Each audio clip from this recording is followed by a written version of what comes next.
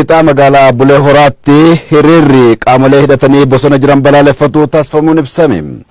Hiriirtotni akka jedhanitti hidhattootni bosona keessa socho'aa jiran uummata dararaa jiru.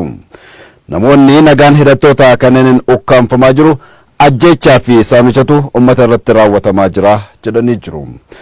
Qaamonni hidhatanii bosona keessa socho'an hatattamaan gocha kana irraa akka dhaabbachuun bosona bahuu qabu jedhanii mootummaanis olaantummaa seeraa kabachiisuu qaba jedhanii jiru hiriirtotni. Bifuma wal fakkaatuun godina Booranaa aanaa Elwayyeettis hiriirri mormii godhamuun himame. Jiraattota gidduudhaa kanneen OMN fi yaada isaanii kennan qaamoleen hidhatanii bosona keessa socho'an uummata irraan dararaa guddaa geessaa jiru jedhan.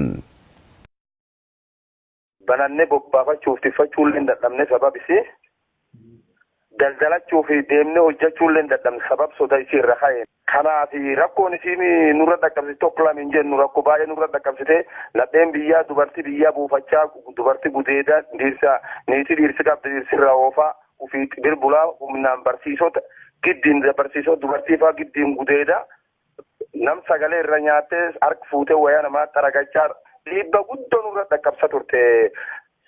Bari dukkuma biyyi kanaa yungudaanin sababa isiiti bakki isiiti dukkuma laftanaallee hin bahine.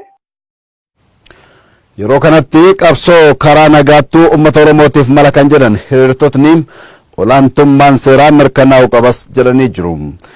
Nagaan jiraachuu barbaadna kanaaf hiriira mormii garee kana irratti baanee jedhan. Rakkoon isi kunini nukee deemte waan rakkoo dhiibba guddaa nurra dhaqqabsiteef kaane balaaleffannu innetti uummata waliin kaanetti rakkoo isi kan balaaleffannee jira. Fedhiin keenya nagaan jiraannee nagaan bulleetti fanne bobbaafannee daldalachuu barbaanna. Konferansiin tokkummaa Oromoo magaalaa Nageelleetti taa'ame. Konferansichaa kan waame abbootii gadaa Gujii fi Booranaati. Konferansii kanarratti bakka buutotni uummataa godinaalee lamaanii hoggansi abbootiin gadaa abbootiin amantaa fi jaarsoleen biyyaa argamanii jiru. Konferansicha irratti misooma nageenya naannoo fi uummata kabachiisuun olaantummaa seeraa mirkaneessuun barbaachisaa akka ta'es eeramee jira.